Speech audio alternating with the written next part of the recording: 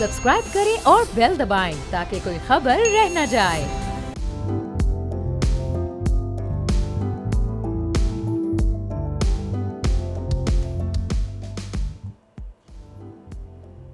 अस्सलाम वालेकुम, मैं बाब जहांगीर। आप देख रहे हैं प्रोग्राम व्यापार। पाकिस्तान स्टॉक मार्केट में आज कारोबारी हफ्ते के पहले रोज़ ही एक बार फिर नई तारीख रकम हुई है। मार्केट ने नई बुलंदियों को छुआ है। इंडेक्स 81,000 से ऊपर आज निकल गया और जो वजह इसकी बताई जा रही है, चूँकि IMF से स्टाफ लेवल मुआहदे का ये असर है जो कि अब सामने आ रहा है। जो ये मामला आगे बढ़ेगा IMF के साथ डीलिंग का, तो उम्मीद यही है कि मार्केट मजीद ऊपर की तरफ जाएगी। अब जो इस वक्त सरमायाकारों का एतमाद है वो मार्केट पर कितना ज़बरदस्त है और किस तरह से अभी आने वाले दिनों में कारोबारी सरगर्मियाँ आगे बढ़ेंगी, इस पर हम बात करेंगे। एहसन मेहनती साहब MD एंड CEO हैं आरिफ हबीब कमोडिटीज़ के, हमारे साथ मौजूद हैं। बहुत प्रोग्राम के लिए आपने वक्त निकाला। ये आज हमने देखा कि एक और रिकॉर्ड बना है। हर हफ्ते हम कोई नया रिकॉर्ड बनते स्टॉक मार्केट में देख रहे हैं। तो ओवरऑल इस वक्त सूरत हाल है वो कैसी है और आने वाले दिनों में कहाँ तक जा सकता है इंडेक्स? देखिए, ये अक्रॉस द बोर्ड बाजार के अंदर तेजी है और ये तेजी इस वजह से है कि IMF स्टाफ लेवल जो एग्रीमेंट है उसके नताइज जो है वो हमें नजर आ रहे हैं कि जाहिर है $7 बिलियन का सपोर्ट है IMF से है। आज आगे जाकर ADB भी फॉलो करेगा और फिर उसके बाद जो है दीगर जो मामलात हैं, जो कमिटमेंट है मिडल ईस्ट से SIFC की मद में, वो भी अपेरेंटली आते हुए नजर आ रहे हैं। रुपी स्टेबिलिटी होगी, पॉलिसी रेट के अंदर कटौती हो पाएगी। तो आई थिंक कि ये फंडामेंटली मार्केट में अर्निंग सीजन में यूजुअली जो है ऐसी खबरों को जो है वो जांच पड़ताल होती है और आई थिंक कि ये खबर ऐसी थी कि जिसपे मार्केट ने अक्रॉस द बोर्ड रिएक्ट किया है। ठीक है। और एहसन साहब, ये ज़ाहिर नए सरमाकारों का इस सूरत हाल में क्या एतमाद बढ़ेगा जब मार्केट मुसलसल ऊपर जा रही है? जो इकोनॉमिक इंडिकेटर्स हैं वो भी इस वक्त हम एक पॉजिटिव जोन में, एक सेफ जोन में देख रहे हैं, तो कहीं कोई बड़ी करेक्शन तो एक्सपेक्टेड नहीं आने वाले दिनों में? देखें, बिल्कुल आपकी बात बिल्कुल सही है कि इकोनॉमिक ग्रोथ जो है वो आगे नजर आ रही है। IMF 3% से ज्यादा जो है वो ग्रोथ एक्सपेक्ट कर रहा है FY25 के अंदर। आगे टैक्स कलेक्शन के जो टारगेट्स हैं, यानी कि हम जा रहे हैं टैक्स रेवेन्यू के अंदर जो टैक्स टू GDP है उसको 3% तक हमें बढ़ाना है। आई थिंक कि जो टारगेट्स IMF ने दिए हैं, हमने उन टारगेट्स को, उन टैक्स मेजर्स को जो लिया है, IMF काफ़ी ज़्यादा खुश है। और फिर जाहिर है हमारी जो इकोनॉमिक डेटा है वो काफ़ी इंप्रूव हो रहा है। करंट अकाउंट सरप्लस आया था पिछले कुछ माह के अंदर और फिर उसके बाद आगे जाकर हमें कुछ मराहतें भी मिल रही हैं IMF से। करंट अकाउंट कुछ डेफिसिट भी हम थोड़ा बहुत इनकर कर सकते हैं। हमने फिस्कल जो मेजर्स लिए हैं उसमें फिस्कल डेफिसिट को 7% पर 6.9% पर लाने की भी जो है हमारी 5.9% यानी कि 6% पे लाने की भी जो है वो तजवीज़ दी गई है। बजट जो है काफ़ी ज़्यादा मुस्बत देखा गया है कैपिटल मार्केट के पॉइंट ऑफ व्यू से। तो इन्वेस्टर काफ़ी ज़्यादा एक्सपेक्ट कर रहे हैं कि रिजल्ट्स भी जो है, जो फाइनेंशियल रिजल्ट के अर्निंग सीजन जो होता है उसमें जब फाइनेंशियल रिजल्ट्स आएंगे वो भी रिकॉर्ड रिजल्ट जो है वो नज़र आएंगे। और ऐसे साहब, अभी फॉरेन इन्वेस्टमेंट की क्या इस वक्त सूरत हाल है? क्या पिछले कुछ अरसे में इसमें इजाफा हुआ है, आगे मजीद इजाफा एक्सपेक्टेड है, या मार्केट अभी जो लोकल इन्वेस्टर्स हैं उन्हीं पर डिपेंड कर रही है? देखिए, रद्द-ए-अमल तो फॉरेन इन्वेस्टर का कोई पॉजिटिव नहीं है, लेकिन लोकल इन्वेस्टर काफ़ी ज़्यादा एक्सपेक्ट कर रहे हैं कि जो गवर्नमेंट के बजट के अंदर जो मुज़द्दक़ रकम है डिविडेंड पे आउट्स की, स्टेट ओन्ड एंटरप्राइजेस के रिकॉर्ड डिविडेंड पे आउट्स होंगे। प्राइवेटाइजेशन की 100 बिलियन से ज़्यादा जो है गवर्नमेंट ने मुस्तक की है कि वो मिलेगी। तो प्राइवेटाइजेशन की भी रैली है। ये हम कह सकते हैं कि स्टेट ओन्ड एंटरप्राइजेज जो प्रॉफिट मेकिंग है, आई थिंक कि उसका भी जो है जो पे आउट्स होंगे उस पर काफ़ी ज़्यादा स्पेकुलेशन हो रही है ऑयल सेक्टर के लिहाज से और एनर्जी सेक्टर के लिहाज से। क्योंकि गवर्नमेंट ने रिसेंटली जो है सेटल किया था सर्कुलर डेट को जो है OGDC के लिए। तो आई थिंक कि जो पे आउट्स होंगे, इन्वेस्टर एक्सपेक्ट कर रहे हैं कि वहाँ पर भी जो है काफ़ी ज़्यादा उनको बेनिफिट होगा। तो मेनली जो है लोकल इन्वेस्टर का बाजार के अंदर जो है वो एक्टिविटी देखी जा रही है। और ऐसा अभी तो ये सिर्फ एक स्टाफ लेवल एग्रीमेंट हुआ है IMF और पाकिस्तान के दरमियान। अभी एग्जीक्यूटिव बोर्ड की अप्रूवल इसमें बाकी है। तो जब ये एग्जीक्यूटिव बोर्ड भी ये मंजूर कर देता है, $7 अरब अगर पाकिस्तान को ये मिल जाते हैं अगले 3 साल में, तो ये मार्केट पर कितने पॉजिटिव इम्पैक्ट क्रिएट कर सकते हैं?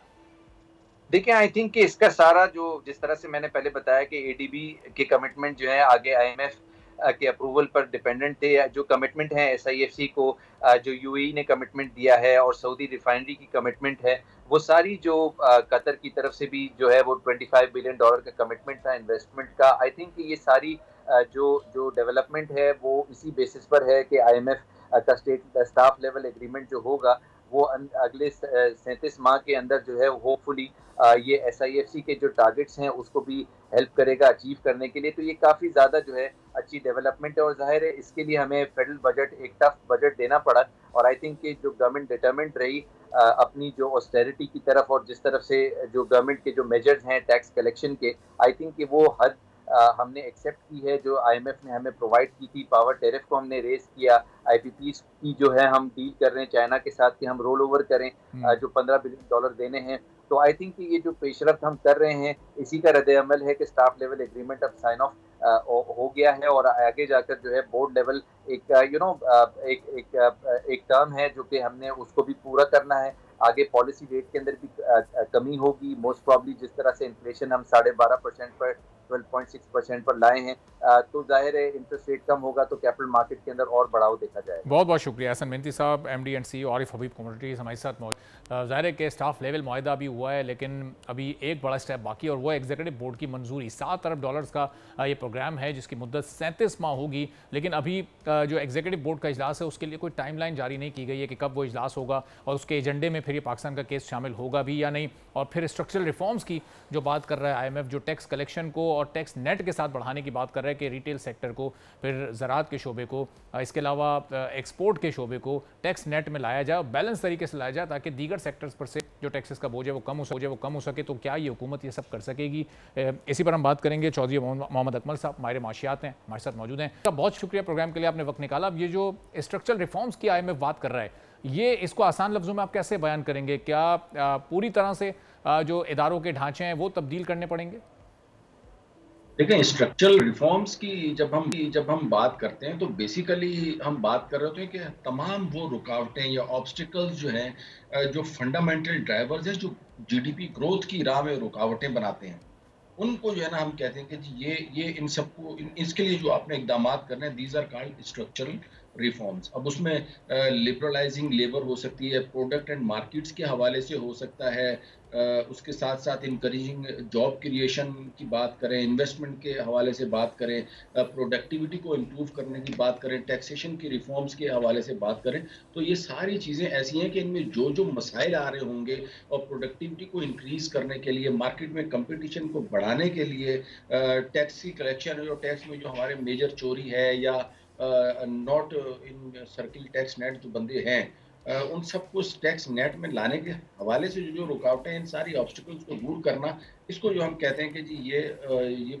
जो स्ट्रक्चरल चेंजेस हैं जो हमें अपने बुनियादी माशी ढांचे में करनी पड़ेंगी और उसमें उसके हवाले से आईएमएफ ने भी जोर दिया है और हमारी हुकूमत भी जो है वो वक्तन फ़वक्तन इसके ऊपर कोशिश करती रहती है और मुख्तलिफ इक़दाम उठाती रहती है, जैसे कि पीआईए की प्राइवेटाइजेशन की अगर बात की जाए, इसी तरह तरीके से जो है वो आईपीपीज़ के हवाले से या सर्कुलर डेट को कम करने के हवाले से अगर बात की जाए तो वो ये सारी चीज़ें जो है वो उन्हीं स्ट्रक्चरल रिफॉर्म्स का एक हिस्सा है। लेकिन इसमें यहाँ ज़रूरत इस बात की है कि जो भी स्ट्रक्चरल रिफॉर्म्स हैं ये बड़ी प्री प्लान्ड होनी चाहिए, ऑर्गेनाइज्ड मैनर में होनी चाहिए और सारे स्टेक होल्डर्स को ऑन बोर्ड लेके होनी चाहिए, ताकि जो है वो फिर इसमें इसकी हर्डल्स इसमें कोई ना आए और जो चीज़ें हुकूमत और स्टेक होल्डर्स के दरमियान तय पाती हैं वो प्रॉपरली इनिशिएट हो पाएँ। और ज़ाहिर है चौधरी साहब, इसमें सबसे एक इम्पॉर्टेंट फैक्टर टैक्स रिफॉर्म का भी हो सकता है। अब रिटेल सेक्टर को, एक्सपोर्ट सेक्टर को, फिर एग्रीकल्चर सेक्टर को जो टैक्स नेट में लाने की बात इस वक्त आईएमएफ कर रहे हैं, तो हुकूमत तो सिर्फ एक्सपोर्ट सेक्टर की हद तक ही कामयाबी हासिल कर सकी है। अभी एक बड़ा चैलेंज है रिटेल सेक्टर पर टैक्स को इम्पोज करना, फिर एग्रीकल्चर सेक्टर को टैक्स नेट में लेकर आना। वो तो अभी अगले 6-8 माह में या अगले बजट तक कुछ ऐसा नज़र नहीं आ रहा होता हुआ। देखिए, हमारे यहाँ जो टैक्सेशन के हवाले से जो स्ट्रक्चरल रिफॉर्म्स हमने करनी है ना, उसमें दो चीज़ें बहुत इंपॉर्टेंट हैं। नंबर एक, टैक्स की चोरी को आपने रोकना है।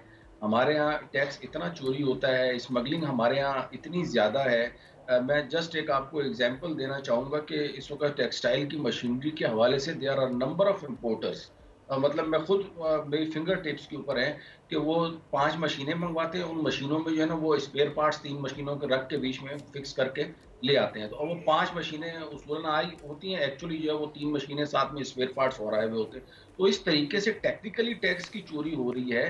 तो इन सब टैक्स चोरियों को रोकना जो है वो एफबीआर का काम है, जिसमें बज़ाहिर जो है वो एफबीआर नाकाम नजर आ रहा है। और इसकी जब तक डिजिटलाइजेशन नहीं होगी, पर्सन टू पर्सन जो है वो डीलिंग खत्म नहीं होगी और सब कुछ कंप्यूटराइज नहीं होगा, उस वक्त तक इसमें हम जो है ना वो सब्सटेंशियल कमी नहीं ला सकते। उसके बाद टैक्स चोरी की अगर मैं आपको बात करूं तो टैक्स चोरी आपको पता है कि हमारे यहाँ जो है वो एक बड़ा कॉमन सा जो है ना वो फिनोमेना बन चुका है, और लोग जो है वो अगर किसी का टैक्स फर्ज करें 4 लाख बन रहा है तो वो 25,000 भी टैक्स नहीं दे रहा है। यानी इतने मैसिव पैमाने के ऊपर हमारे जो है वो टैक्स चोरी है। तो मेरे ख्याल में टैक्स के हवाले से स्ट्रक्चरल रिफॉर्म जो है ना ये प्रायोरिटी होनी चाहिए। और सेकंड नंबर के ऊपर जो हमारे पावर सेक्टर के लॉसेज हैं, जिनमें मैं अक्सर आपके प्रोग्राम में बताता हूँ कि जो जी। कैपेसिटी चार्जेस हैं उसमें आप यकीन करें हमने डॉलर्स में तय किए हुए हैं, कि हमने आपको एक फिक्स रिटर्न देना है जो आईपीपीज को ऑलरेडी हम दे रहे हैं। इन सारे मुआहदों ने जो है वो हमारी इकोनॉमी की कमर तोड़ दी है। हमारे जो बिजनेस सेक्टर जो है वो अपने पाँव के ऊपर खड़ा नहीं हो पा रहा। बिजली इतनी महंगी हो गई है, इतनी शदीद महंगी हो गई है कि अब मेरा नहीं ख्याल है कि हमारे जो बिजनेस कम्युनिटी है या मैन्युफैक्चरिंग या इंडस्ट्रियल सेक्टर की ग्रोथ की आप बात करें तो वो हमें अचीव हो पाएगी। दूसरी तरफ आ जाएं तो हमारे यहाँ एग्रीकल्चर, अब एग्रीकल्चर में भी ज़ाहिर है ट्यूबवेल्स की ज़रूरत होती है। उसके बाद दीगर खाद, फर्टिलाइज़र, उसमें भी अगेन कंजम्पशन, खाद के बनने में आपको पता है सबसे ज़्यादा जो है वो एनर्जी, गैस वगैरह की ज़रूरत होती है। तो इन सब चीज़ों का अल्टीमेटली वास्ता पावर सेक्टर से पड़ता है। और जब पावर सेक्टर की कॉस्ट बढ़ती है, जिसमें मेन जो उसका कॉस्ट ड्राइवर है वो फ्यूल की कॉस्ट है, चाहे वो पेट्रोल हो, डीजल हो, फर्नेस ऑयल हो या दीगर चीज़ें हो, तो अब ये सारी चीज़ें मिल के इस हद तक बिजली की कीमत को बढ़ा चुकी हैं कि इंटरनेशनली क्या लोकली भी जो है ना वो कम्पीट करना सही। तो मुश्किल चॉइस साहब, ये हो। कैपेसिटी चार्जेस पर कंट्रोल करने का कोई ऑल्टरनेट तरीका इस वक्त तो गवर्नमेंट के पास भी है नहीं, चूंकि रिव्यू करने की पोजीशन में तो गवर्नमेंट नहीं लग रही कि वो उन आईपीपीज के साथ अपने मुआहदों को रिव्यू करे। पिछली गवर्नमेंट ने कोशिश की, वो कामयाब नहीं हो सकी। ये गवर्नमेंट तो अभी तक कोशिश भी नहीं कर रही। तो अब ये किस तरह से मामला आगे चलेगा? ये डेट इसी तरह बढ़ता रहेगा फिर? देखिए, इसमें अब ज़ाहिर है वो जो आईपीपीज़ की जो कमिटेड पेमेंट है वो तो हमें करनी ही करनी है। तो ये है कि हम उनसे जितना मिनिमम उस पेमेंट को कर सकते हैं कर दें, और आगे हमें जो अल्टरनेटिव फर्दर जो एनर्जी प्रोड्यूस करनी है उसकी लागत जितनी हमें कम से कम होगी उतना हमें जो है वो कॉस्ट कम होती, एवरेज कॉस्ट जो है वो हमारी कम होती जाएगी। फॉर एग्जांपल अगर हम जो है वो इस वक्त अगर कैपेसिटी चार्जेस की वजह से फॉर एग्जांपल 50 रुपए यूनिट हमें पड़ रहा है, तो आगे अगर हम 10 रुपए यूनिट जो है वो बिजली, या 15 या 20 रुपए यूनिट का मजीद बंदोबस्त करते हैं तो 70 रुपए हो जाएगा। लेकिन अब इस वक्त कमर्शियल सार्फिन को 80-85 रुपए पर यूनिट जो है वो पड़ रहा है बिजली का। 80-85 यूनिट हो गया, इंडस्ट्री को 60-70 रुपए यूनिट पड़ेगा, तो उसमें इंडस्ट्री का तो बटा बैठ जाएगा, नहीं चल सकेगी। तो इसमें बहुत जो है ना वो हमें मैसिव पैमाने के ऊपर जो है ना वो चीज़ों को दुरुस्ती की तरफ लेके जाना पड़ेगा। वरना इवन दो कि हम आईएमएफ के प्रोग्राम में जा चुके हैं, और आईएमएफ की तरफ से हमें एक किस्म का बेल आउट पैकेज जो मिला है वो हमारे पास है, लेकिन अगर हम ये अपनी स्ट्रक्चरल रिफॉर्म जिनमें पावर सेक्टर का और टैक्स की रिफॉर्म्स अगर हम नहीं कर पाते तो आप यकीन करें कि हमारी इकॉनमी जो है ना अगेन नीचे ही जाती रहेगी और इसमें बेहतरी की गुंजाइश पैदा नहीं होगी। ठीक है। और साहब ज़ाहिर है ये $7 अरब का प्रोग्राम है, 3 साल का इसका ड्यूरेशन है। अब इन 3 सालों को पाकिस्तान को एक आखिरी मौका समझना चाहिए। अगर फॉरेन इन्वेस्टमेंट्स आनी है तो बड़े बड़े मुल्कों को कन्विंस करना पड़ेगा। ये एक आखिरी मौका है। क्या इसके बाद ये हो सकता है कि इन 3 सालों में अपनी इकोनॉमी को हम इतना स्टेबल कर लें कि फिर आइंदा IMF की ज़रूरत ना पड़े, या फिर अभी 1-2 प्रोग्राम्स पाकिस्तान को और दरकार होंगे, जिसका इशारा इस वक्त हुकूमती ऑफिशियल्स भी दे रहे हैं? बात 3 साल की नहीं है, बात ये है कि आप किस तरीके से अपना जो जो प्लान है उसको एग्जीक्यूट करते हैं। अगर तो जैसा कि मैंने बताया कि अपने प्लान को ये लोग सही तरीके से एग्जीक्यूट कर लेते हैं, टैक्सेशन का सिस्टम हमारा बेहतर हो जाता है, हमारे पावर सेक्टर के लॉसेस कम हो जाते हैं, बिजली की कीमत कम हो जाती है, खाद की कीमत कम हो जाती है, तो आईएमएफ का प्रोग्राम सक्सेसफुल हो जाएगा। लेकिन अनलाइक दिस कि अगर गवर्नमेंट ये सारी चीज़ें करने में नाकाम रहती है तो एक प्रोग्राम क्या 10 प्रोग्राम और कर ले, हम वहीं के वहीं खड़े रहेंगे, कुछ फ़र्क नहीं पड़ेगा। तो बेसिक जो भी करना है वो हमने करना है, आईएमएफ नहीं करना। ये हमने करना है, हमारी हुकूमत ने करना है। हमारे जो एसआईएफसी ख़ास तौर पे जो बनाई हुई है उसका बड़ा इंपॉर्टेंट रोल है यहाँ पे, कि जो भी अब आईएमएफ का प्रोग्राम हो गया है तो उसके बाद जो है वो फॉरेन डायरेक्ट इन्वेस्टमेंट को लाने के लिए मजीद इकदाम करे। जो कमिटमेंट्स हो चुकी हैं उनको मटेरियलाइज करने की तरफ जो है वो अब वर्किंग की जाए। और मेरे ख्याल में चीफ ऑफ आर्मी स्टाफ हैं और दीगर जो हमारे एसआईएफसी की टीम है प्राइम मिनिस्टर की सरबराही में ये एफर्ट्स कर रहे हैं। और अपेरेंटली अगर ये इसी तरीके से एफर्ट्स करते रहेंगे तो मुझे लग रहा है कि हम आसानी से जो है वो चीज़ों को अचीव कर लेंगे। ये जो टारगेट सेट किए हुए हैं, महंगाई में जो है वो कमी करनी है, गुर्बत की शरह में कमी करनी है, रोजगार वगैरह हमने प्रोवाइड करना है, तो आई एम होपफुल कि ये कर लेंगे। लेकिन again there is a will there is a way. तो विल शो करनी पड़ेगी। और चॉइस अब SIFC के पैरेलल अगर इस हुकूमत की हम पिछले 5 माह की ये परफॉर्मेंस देखें, जो कि 14, 15, 16 माह बल्कि ये पहले भी हुकूमत में रह चुके हैं, तो वो काफ़ी टाइम था सारे मुआशी मामलात को समझने के लिए, और अब तो सिर्फ चीज़ों पर अमल दरामद होना चाहिए था। लेकिन हमने देखा अभी तक प्राइवेटाइजेशन का मामला बहुत स्लो पेस से आगे बढ़ रहा है, और वो भी अभी सिर्फ 1, 2, 3 इदारों पर उसकी तवज्जो है। आगे और भी कई ऐसे इदारे हैं जिनको प्राइवेटाइज करना है। तो ये हर तरह का प्रोसेस इतना सुस्त रवि का शिकार क्यों है? तो बजट से पहले सारा होमवर्क कंप्लीट होना चाहिए था हुकूमत का। बिल्कुल सही, आपने जो है ना वो प्रॉब्लम को आइडेंटिफाई किया है, और यकीनन यही जो है ना वो सबसे बड़ा इस वक्त हमारा अलमिया है कि पिछले 1.5 साल से जो है वो हुक्मरान इत्तेहाद की ही हुकूमत थी। अब जो है वो मज़ीद जो है वो उनको टाइम मिला है आगे। उसके बाद पहले भी ये एक जो है वो बेल आउट पैकेज IMF से ले चुके हैं, उसके बाद अब माशाल्लाह ये नए वाले पैकेज में दाखिल हो गए हैं। तो उसके बाद अपेरेंटली जो उनकी परफॉर्मेंस है उसमें नेचुरल फैक्टर्स जो हैं वो अपनी जगह पे हैं। फॉर एग्जांपल मैं कहूँ कि जी ऑयल की कीमतों में जो कमी हुई थी तो वो तो नेचुरल थी, क्योंकि इंटरनेशनल मार्केट में जो है वो ऑयल की प्राइसेस कम हो गई, तो इन्होंने कम कर दी। लेकिन अब आगे इम्तिहान इनका है कि किस तरीके से इन मामलात को सिर्फ ये समझते ही रहेंगे और अपना टाइम गुजार देंगे, या इन मामलात को हल भी करेंगे और हल होते हुए मामलात नज़र भी आएंगे। देखिए उस वक्त तक कुछ नहीं हो सकता जब तक ऑन ग्राउंड रिजल्ट्स नज़र ना आए। अगर मैं कहूँ जी महंगाई की शरह जो है वो 11% हो गई, इस मतलब 12% होगी, अनएम्प्लॉयमेंट जो है वो 7% हो गई है, और मतलब ये फिगर्स नहीं, things should be shown on ground. लोगों को रोजगार मिलता हुआ नजर आए, लोगों को जो है वो महंगाई में कमी होती हुई नजर आए, और जब ये सारी चीजें नजर आना शुरू हो जाएंगी तो मेरे ख्याल में उस वक्त आप समझें कि हुकूमत के लिए भी तसल्ली का मुकाम होगा, और हमारी हुकूमत के लिए और आवाम के लिए भी वही तसल्ली का मुकाम होगा कि आप जो है वो चीज़ों को बेहतर कर रहे हो, ऑन ग्राउंड चीज़ें नजर आना शुरू हो गई हैं। हमें सिर्फ किताबों में ठंडे ऑफिसों में बैठ के चीज़ों को नहीं करना, हमें जो प्रैक्टिकली चीज़ों को इम्प्लीमेंट करना है। और चौधरी साहब, ज़ाहिर है जब मोहम्मद औरंगज़ेब साहब को वजारत ख़जाना के लिए लाया गया तो उस वक्त ऐसा महसूस हो रहा था कि शायद ये ओवरनाइट बड़ी बड़ी तब्दीलियाँ लेकर आएंगे, शायद पाकिस्तान की इकॉनमी में कोई नया विजन आएगा, कोई नई सोच आएगी। लेकिन इस बजट में भी, बजट से पहले भी, बजट के बाद भी कोई नया आइडिया तो हमें इस वक्त नज़र ही नहीं आ रहा है। देखिए पिछले 75 साल से जो है ना वो हमारा सबसे बड़ा अलमिया यही है कि हमारी जो पॉलिसीज़ हैं वो कंसिस्टेंट नहीं रही। हर हुकूमत आके अपनी सियासी तरजीहात की बुनियाद के ऊपर अपनी मुआशी तरजीहात तब्दील करती रही है। यही वजह है कि आज हम IMF के मतलब BCO प्रोग्राम ले चुके हैं, लेकिन हम जो है ना अब तक IMF के जो है वो नेट से आज़ाद नहीं हो सके। यही औरंगजेब साहब ने भी आते ही किया कि जी हम ये कर देंगे, हम जो है वो टैक्स नेट को ब्रॉडन करेंगे, हम जो है वो स्ट्रक्चरल रिफॉर्म्स करेंगे, हम जो है वो अपनी मॉनेटरी पॉलिसी को बेहतर करेंगे। लेकिन अब ये बातें अभी तक तो सिर्फ और सिर्फ जो है वो डायलॉग्स की हद तक ही हैं। इन्होंने भी अगर आप आते ही देखें तो इनडायरेक्ट टैक्सेशन के ऊपर जो है वो ज़्यादा जोर दिया है। इवन बजट में भी आप देखें तो इनडायरेक्ट टैक्स का जो लोगों ने रेवेन्यू का टारगेट रखा हुआ है वो डायरेक्ट टैक्स से डबल है। हालांकि इनडायरेक्ट टैक्स आपको पता है कि वो बड़ा इकोनॉमी के लिए भी अच्छा नहीं होता, और एक आम आदमी के लिए भी उसमें मसाइल पैदा होते हैं। इसी तरीके से पेट्रोलियम लेवी जो है वो इन्होंने बढ़ा दी, ये भी अगेन एक इनडायरेक्ट टैक्सेशन की मिसाल है। दूसरी तरफ आए तो सैलरीड क्लास के ऊपर मजीद टैक्स बढ़ा दिया है। तो ये सारी इस किस्म की चीज़ें की गई जिन्हें हम स्ट्रक्चरल रिफॉर्म्स नहीं कह सकते। स्ट्रक्चरल रिफॉर्म्स वो हैं कि जब आपके डायरेक्ट टैक्सेस की कलेक्शन में इजाफा होगा, आपके इनडायरेक्ट टैक्सेस के ऊपर रिलायबिलिटी कम होगी, आपका जो टैक्स रेवेन्यू है वो आपके एक्सपेंडिचर को एक्सीड करेगा, जब आप आसानी अपने फिजिकल डेफिसिट को कंट्रोल कर पाएंगे, हम कहेंगे now the things are moving towards good direction. ठीक है, बहुत बहुत शुक्रिया चौधरी मोहम्मद अकमल साहब हमारे माशियात हमारे साथ मौजूद थे। एक ब्रेक बाद वापस आएंगे, कुछ और अहम मौज़ूआत पर बात करेंगे।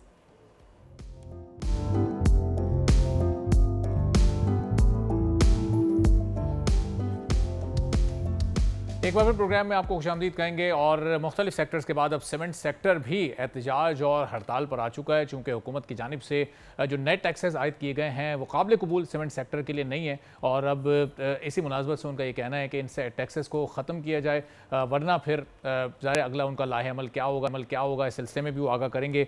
क्या कुछ मुलाकातें इनकी अभी तक इस सिलसिले में हुई हैं या नहीं हुई हैं, अपने मुतालबात जो इन्होंने गवर्नमेंट के सामने रखे हैं उसको हुकूमत और FBR कंसीडर कर रही है नहीं कर रही, इसी सिलसिले में हम बात करेंगे। साहब chairman all Pakistan cement dealer association के हमारे साथ मौजूद हैं। तो साहिब साहब, गलबन एक मुलाकात आप लोगों की हुई है चेयरमैन FBR और कुछ वफाकी वज़रा से, उसमें अपने तहफ़्फ़ुज़ात आपने उनके सामने रखे हैं, और हैं क्या आपके तहफ़्फ़ुज़ात बुनियादी तौर पर? बिस्मिल्लाहिर्रहमानिर्रहीम। अभी तक तो किसी साहिब कोई चेयरमैन एफपीआर या वजारत खजाना से किसी आदमी ने, किसी शख्स ने हमारे साथ रब्ता नहीं किया। अच्छा। बेसिकली हमारे इश्यूज जो हैं वो टैक्सेस पे हैं। 2024-25 का जो बजट आया है इसमें टैक्सेस की शरह जो बढ़ा दी गई है, जो ज़्यादा टैक्सेस जो उसमें इजाफा कर दिया गया है, हमारी वही प्रॉब्लम है जो इस वक्त पूरे मुल्क में टैक्सेस की वजह से अनारकी फैली हुई है, वही सिलसिला चल रहा है। अगर मैं आपको थोड़ा सा तफसील से बता दूं तो इससे पहले सीमेंट जो सेक्टर है उसमें डिस्ट्रीब्यूशन सिस्टम है कि हमें डिस्ट्रीब्यूशन के जरिए सीमेंट का दिया जाता है, हम आगे रिटेलर को डिस्ट्रीब्यूट करते हैं और वो आगे फिर अपने यूजर को सीमेंट पहुंचाते हैं। इसमें दो चीजें आ गई हैं। पहले एक टैक्स आता है अंडर सेक्शन 236H, ठीक है, उसमें इसकी शरह बढ़ा के 2.5। अगर देखा जाए तो बजट से पहले सीमेंट की प्राइस थी 1250 रुपये पर बैग, ठीक है। और सीमेंट पे जो टैक्सेस मैन्युफैक्चरिंग पे लगे हैं उसकी वजह से 250 से 200 रुपया फी बैग इसकी प्राइस बढ़ चुकी है। अच्छा। अगर मौजूदा देखा जाए तो 1450 रुपया सीमेंट की प्राइस हो चुकी है।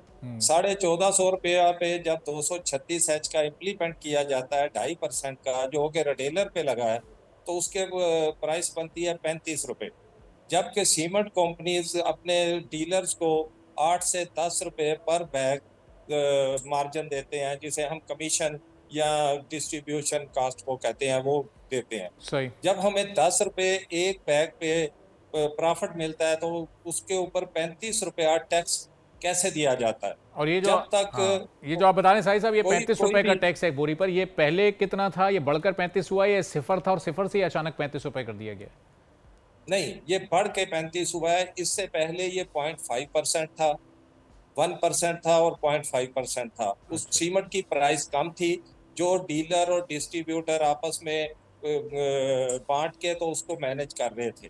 लेकिन अब ये 35 रुपए जब आ गया है तो वो कोई भी देने को तैयार नहीं, ना मैन्युफैक्चरर ये 35 रुपए देने को तैयार है, ना मार्केट से हम ले नहीं सकते। मार्केट से हम क्यों नहीं ले सकते? क्योंकि एफपीआर ने सीमेंट को उठाकर तो एफएमसीजी में डाल दिया, फास्ट मूविंग कंज्यूमर प्रोडक्ट में। जब उसमें डाला है तो इसके ऊपर प्राइस मेंशन होती है, हर बैग के ऊपर एमआरपी लिखा है। एमआरपी इस वक्त सीमेंट के बैग के ऊपर अगर 1450 रुपए है तो मैं उसमें अगर ये टैक्स 35 रुपए डालूं तो ये 1485 रुपए की, तो मैं वो बेच नहीं सकता क्योंकि उसके ऊपर प्राइस मेंशन है। तो मैं ये एफपीआर को 35 रुपए कहाँ से निकाल के दूंगा? ठीक है। तो साहिब साहब, ये टैक्स लगाने से पहले भी कोई राब्ता नहीं हुआ, कोई आप लोगों को एतमाद में नहीं लिया गया, आप लोगों से कोई मशावरत नहीं की गई और बराह रास्त बस इस टैक्स को नाफिज कर दिया गया है? हमने अपनी सिफारिशात एफपीसीसीआई फेडरल के थ्रू इन्हें भेजी थी, लेकिन किसी ने उन सिफारिशात में कंसीडर ही नहीं किया।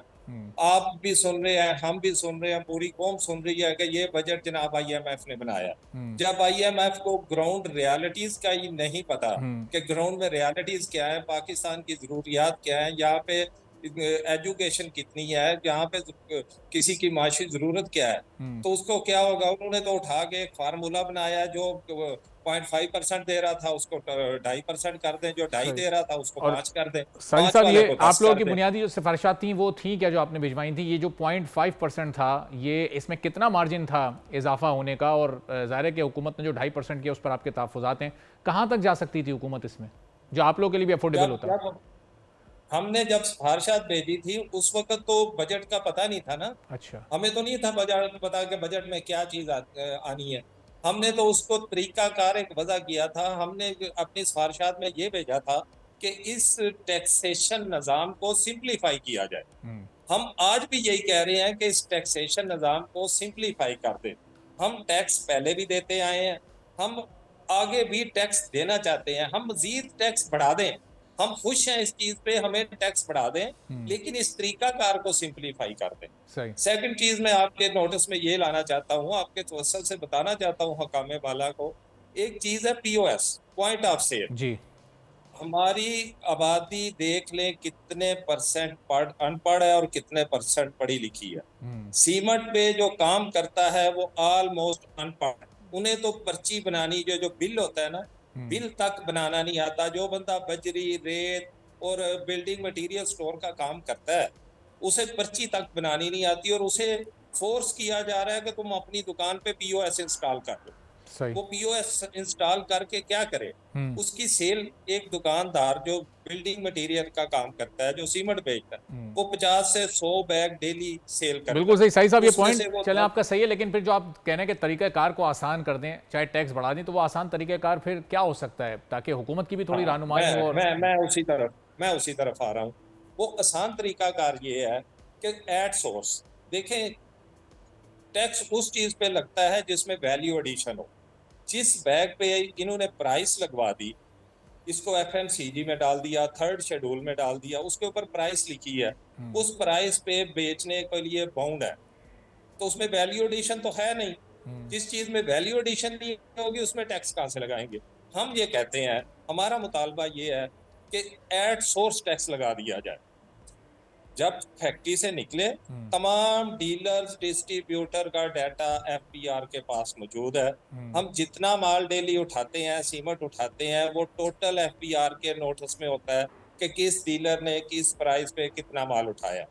हमें एट सोर्स टैक्स लगा दिया जाए, हम राजी खुशी हैं, हमारे साथ बैठ के बात की जाए, हम उनको तरीकाकार बताते हैं, वहां से टैक्स भी ज्यादा इकट्ठा होगा और हम जो एफपीआर के अफसरान की ब्लैक मेलिंग है वो रोजाना हमें नोटिस भेजते हैं। सही साहब, इस सूरत में तो फिर मैन्युफैक्चरर्स पर पूरा का पूरा टैक्स शिफ्ट हो जाएगा ना? अगर वहाँ आउटसोर्स लगा दिया जाएगा तो फिर वो सारा टैक्स या मैन्युफैक्चरर्स पर शिफ्ट हो जाएगा या डीलर्स और डिस्ट्रीब्यूटर्स पर भी वो उसी मुनासबत से लागू होगा? वो जी उसी मुनासबत से डीलर डिस्ट्रीब्यूटर, एक डीलर है वो 50 टन उठाता है, एक डीलर है वो 100 टन उठाता है, 50 वाला 50 टन का देगा, वो डीलर से वसूल करे। मैन्युफैक्चरर की मैं बात नहीं कर रहा, मैं डीलर की बात कर रहा हूँ। एक डीलर एबीसी है, उसने जितना माल उठाया उस पर टैक्स लगा दे, वहां से कलेक्ट कर ले, उसका सर्टिफिकेट मिल जाए हमें। सही।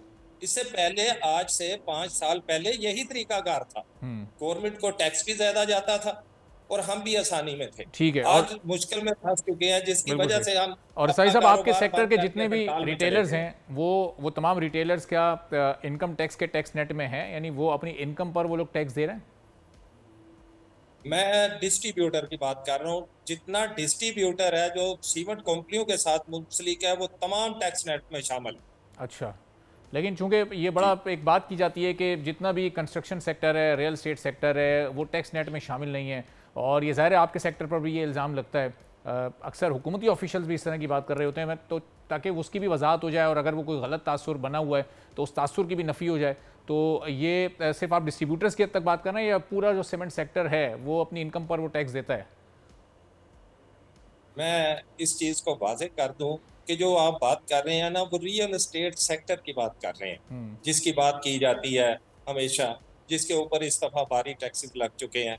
मैं दोबारा अपनी बात को वाज़ेह करूं कि जितना डीलर डिस्ट्रीब्यूटर है वो तमाम टैक्स नेट में शामिल है। ठीक है। कोई भी डीलर ऐसा नहीं है जो फाइलर, एक हमारे टर्म है जी फाइलर जी, वो इसमें शामिल है। अच्छा, और अब ये बताएं कि अब आगे आपका लाइन ऑफ एक्शन होगा क्या? क्योंकि ये पूरी बात तो आपने अपनी रख दी, लोगों तक भी पहुंच गई, ये हाई ऑफिशियल्स तक भी पहुंचेगी। अगर इसके बाद भी आप लोगों से कोई बैठकर बात नहीं होती इस पॉइंट पर, तो फिर अब ये आप लोग डिस्ट्रीब्यूटर, डीलर्स और सब मिलकर क्या करने वाले हैं? हमने तो कारोबार बंद कर दिया है ना, सिंपली बात है। देखें जी, कोई भी कारोबार उतनी देर तक चल सकता है जितनी देर तक उसमें प्रॉफिटेबिलिटी होती है। जिस कारोबार में प्रॉफिट नहीं होता वो कारोबार बंद कर दिया जाता है। बिल्कुल। मैंने पहले मिसाल दी है कि मुझे कमाने के लिए 10 रुपए मिलते हैं और टैक्स मुझ पे कहा जी आप 35 रुपए दे, मैं 25 रुपए अपने पास से मैं कितने दिन दे सकता हूँ? सही, मैं नहीं दे सकता, मैं तो अपना कारोबार बंद करके बैठा। और साहिब साहब, ये कब तक ये कारोबार बंद रहेगा? ज़ाहिर है आप अपनी पूरी एसोसिएशन की नुमाइंदगी कर रहे हैं, नहीं पूरी एसोसिएशन कारोबार बंद कर चुकी है, और ये कब तक बंद रहेगा? ये जितनी देर तक हमारे ये जायज मुतालबात नहीं पूरे होते, इसका इम्पैक्ट नहीं देख रहे। देखें आज सीमेंट फैक्ट्रियां बंद है, सीमेंट फैक्ट्रियों से सीमेंट नहीं उठाया जा रहा, गवर्नमेंट को रेवेन्यू नहीं आ रहा। एक तरफ तो गवर्नमेंट परेशान है कि रेवेन्यू इकट्ठा नहीं हो रहा, और दूसरी तरफ वो ऐसे काम किए जा रहे हैं जिसकी वजह से कारोबार बंद हो रहे हैं। सेकेंडली चीज, सबसे बड़ी जो लेबर है वो कंस्ट्रक्शन इंडस्ट्री में, जिसको कोई काम नहीं आता ना लेबर के आदमी को, वो कंस्ट्रक्शन पे चला जाता है, वहाँ अपनी दिहाड़ी लगा के अपने बच्चों का पेट पालता है। ये क्या होगा, 1-2 दिन में मार्केट से सीमेंट खत्म हो जाएगा, उसके बाद बेरोजगारी का जो तूफान उठेगा उसका कौन जिम्मेदार होगा। ठीक है, बहुत बहुत शुक्रिया साजिद चौधरी साहब, chairman all Pakistan cement dealer association हमारे साथ मौजूद थे। और भी उनके तहफ़्फ़ुज़ात थे अपनी इंडस्ट्री के, अपनी एसोसिएशन की नुमाइंदगी करते हुए, वो उन्होंने हुकूमत के सामने रख दिए हैं। और हुकूमत एक के बाद एक टैक्सेस और मुख्तलिफ तरह के जो इस वक्त आप ये कह लें कि चार्जेज़ हैं वो लोगों पर आयद करती जा रही है। और बिजली सेक्टर से भी एक ऐसी खबर आई है कि अब घरेलू सार्फिन को एक और झटका दे दिया गया है। जो यूनिट है वो एक एवरेज यूनिट अब तकरीबन 50 रुपये पर तो पहुँच ही चुका है, लेकिन अब 1000 रुपये इजाफी फ़िक्स टैक्स के नाम से ये रकम आयद की गई है, जो कि जितने भी जो इस वक्त घरेलू सार्फिन हैं उनके ऊपर उनके इस्तेमाल शुदा यूनिट्स के हिसाब से इसके मुख्तलिफ स्लैब्स हैं, जो कि 300 से 400 तक यूनिट इस्तेमाल करेंगे उन पर 200 रुपये चार्जेस होंगे। और फिर ये बढ़ते बढ़ते ये चार्जेस 700 से ज़ायद यूनिट इस्तेमाल करने वालों पर 1000 रुपये आयद होंगे। मोहम्मद आरिफ साहब एनर्जी एक्सपर्ट हैं, हमारे साथ मौजूद हैं, उनसे हम मज़ीद इस बारे में बात करेंगे। तो आरिफ साहब, ये बिजली की कीमत तो ऐसा लग रहा है कि ये हर दूसरे तीसरे दिन किसी न किसी मद में बढ़ जाती है। कभी कोई नया टैक्स लग जाता है, कभी फ्यूल एडजस्टमेंट आ जाती है, अब ये नया फिक्स टैक्स आयद हो गया है। तो ये कहाँ जाकर रुकेगी ये कीमत? सालेकम जी, मुझे आवाज नहीं आ रही सही आप। अच्छा आरिफ साहब, ये अभी नया टैक्स एक आयद हुआ है, फिक्स टैक्स बिजली के बिलों पर। जो घरेलू सार्फिन है जो 300 से 400 यूनिट इस्तेमाल करेंगे उन पर ये 200 रुपये इजाफी फिक्स टैक्स है। फिर ये बढ़ते बढ़ते इसी तरह से 1000 रुपये तक पहुंच जाएगा। तो ये मजीद कितनी तरह के टैक्सेस बिजली के बिल्स पर आयद होंगे? बड़ा पेनफुल क्वेश्चन है जी। गुजारिश ये है कि ये गवर्नमेंट ने बजाय इसके कि अपनी, जिसको कहते हैं ना कि अपने इंटरनल इश्यूज को देखें, ये सारे का सारा जुल्म बगैर सोचे समझे, बगैर किसी हिसाब किताब के अवाम पे डाल रही है, कंज्यूमर्स पे डाल रही है। मुझे बड़ा दुख हो रहा है इस चीज को सुन के भी, इवन कि फिक्स टैक्स का ना बिजली के कंज्यूमर पे ना गैस के कंज्यूमर पे कोई जस्टिफिकेशन नहीं है। एक बंदे का घर बंद है, बिजली का कनेक्शन उसका लगा हुआ है, वो मिनिमम चार्जेस जरूर वो देता रहा है, एक यूनिट भी यूज नहीं की, उसके लिए क्या जस्टिफिकेशन है कि ये फिक्स टैक्स जो है, ये जो फिक्स अमाउंट जो भी ये चार्ज करे मंथली, वो ये भी हर महीने उनको दे। ये जगह टैक्स के अलावा इसका कोई नाम नहीं है जी। मुझे इतनी पेन है इस बात की कि इतने ज्यादा रेवेन्यू कलेक्ट हो रहा है, हर मद पे हो रहा है, लेकिन गवर्नमेंट अपने खर्चे कम करने के लिए और जहां जहां से सेविंग हो सकती है पॉसिबल, उसके लिए तैयार नहीं है। ठीक है, तो आरिफ साहब ये अब इस मामले का जो हल क्या है, ये ऑल्टरनेट कोई सोल्यूशन है या नहीं है? तो आरिफ साहब, ये कैपेसिटी चार्जेस हम देख रहे हैं कि दिन ब दिन बढ़ते ही जा रहे हैं, जबकि ये इतनी इस वक्त ओवर बिलिंग हो रही है, 8-9 तरह के टैक्सेस भी आयद कर दिए गए हैं, इतनी महंगी कर दी गई है बिजली। तो उसके बाद तो इन कैपेसिटी चार्जेस में कमी आनी चाहिए थी, जो सर्कुलर डेटा है इसको कम होना चाहिए था, लेकिन ये भी बढ़ता जा रहा है, बिजली भी महंगी होती जा रही है। तो फिर हल क्या है मामले का? देखिए, हल तो अगर करना चाहें तो किसी की नीयत हो हल करने की तो बहुत से सोल्यूशन हैं। पहला सोल्यूशन तो यह है कि देखिए, जो बहुत सिंपल होता है वो सोल्यूशन ये है कि बिजली के जो कैपेसिटी चार्जेस है इनको अगर आपने कम करना है तो कोई ऐसी फॉर्मुलेशन की जाए कि जिसमें एवरेज टैरिफ रेट कंजम्पशन के हिसाब से कम हो। जो टैरिफ बढ़ाते हैं कंजम्पशन कम हो रही है, और जब कंजम्पशन कम हो रही है तो यूनिट वाइज रेट जो है वो बढ़ जाता है, दोनों का, गैस का भी और बिजली का भी। अब ये एक सिंपल फिनोमेना है कि ये डिमांड सप्लाई का एक मैकेनिज्म है। पहले तो इस चीज पे काम किया जाए।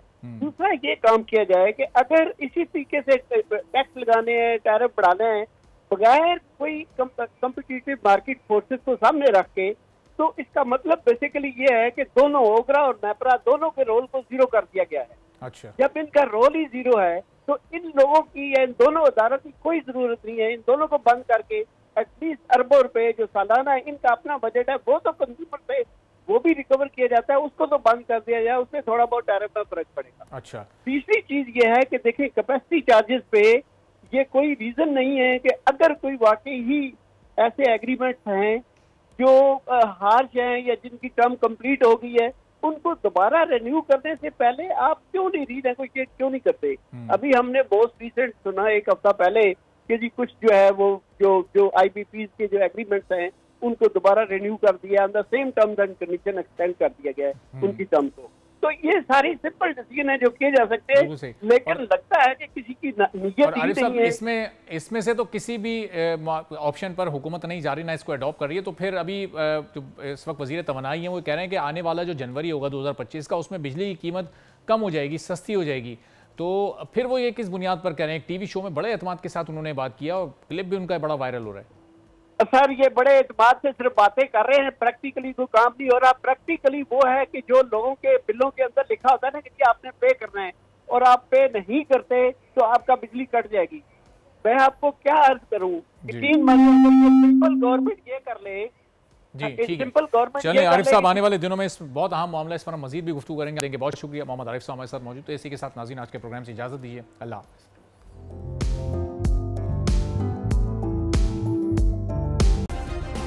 सब्सक्राइब करें और बेल दबाएं ताकि कोई खबर रह न जाए।